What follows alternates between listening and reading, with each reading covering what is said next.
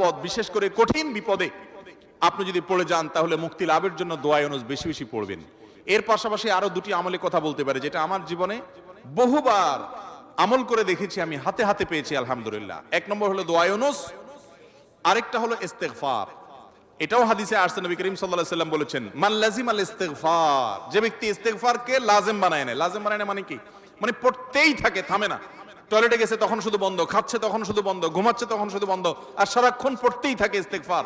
আস্তাগফিরুল্লাহ ওয়া আতুবু ইলাইহি, সাইয়্যিদুল ইস্তেগফার বা যে কোনো ইস্তেগফার, সবচেয়ে ছোট ইস্তেগফার আস্তাগফিরুল্লাহ আস্তাগফিরুল্লাহ। এটা যে পড়তেই থাকে, নবী করিম সাল্লাল্লাহু আলাইহি ওয়াসাল্লাম বলেছেন, তার যে কোনো বিপদ থেকে বের হওয়ার জন্য আল্লাহ তাআলা নিজে পথ দেখায় দেন। এমন ভাবে পথ দেখাবেন সে কল্পনাও করবে না।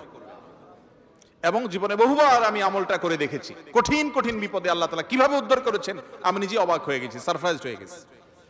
নাম্বার 3, দুরুদ। দুরুদের ক্ষেত্রে হাদিসে একই কথা বলা আছে, যে ব্যক্তি দুরুদ বেশি বেশি পড়বে ওই ব্যক্তির সমস্ত পেরেশানি থেকে মুক্ত হওয়ার জন্য এই দুরুদ যথেষ্ট হয়ে যায়। তাহলে 3টা আমলের কথা বললাম, দোয়া ইউনুস, লা ইলাহা ইল্লা আনতা সুবহানাকা ইন্নী কুনতু মিনাজ জালিমিন, আরেকটা হলো ইস্তেগফার বেশি বেশি, আরেকটা হলো দুরুদ। খুব বেশি বিপদে আছেন, দেয়ালে পিঠ থেকে গেছে, পৃথিবীতে কোনো মানুষের কাছ থেকে সহায়তা পাওয়ার আশা ছেড়ে দিয়েছেন, অসুবিধা নাই, এই 3টা আমলকে আপনি নিজের জন্য বাধ্যতামূলক করেন, ইনশাআল্লাহ তাআলা হেফাজত করবেন। তবে দোয়া পদ, বিশেষ করে কঠিন বিপদে আপনি যদি পড়ে যান তাহলে মুক্তি লাভের জন্য দোয়া ইউনুস বেশি বেশি পড়বেন। এর পাশাপাশি আরো দুটি আমলে কথা বলতে পারে, যেটা আমার জীবনে বহুবার আমল করে দেখেছি, আমি হাতে হাতে পেয়েছি আলহামদুলিল্লাহ। এক নম্বর হলো দোয়া ইউনুস, আরেকটা হলো ইস্তেগফার।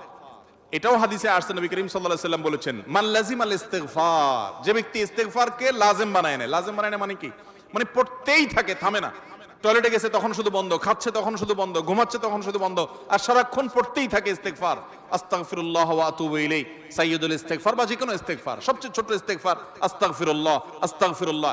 এটা যে পড়তেই থাকে, নবী করিম সাল্লাল্লাহু আলাইহি ওয়াসাল্লাম বলেছেন, তার যে কোনো বিপদ থেকে বের হওয়ার জন্য আল্লাহ তাআলা নিজে পথ দেখায় দেন। এমন ভাবে পথ দেখাবেন সে কল্পনাও করবে না।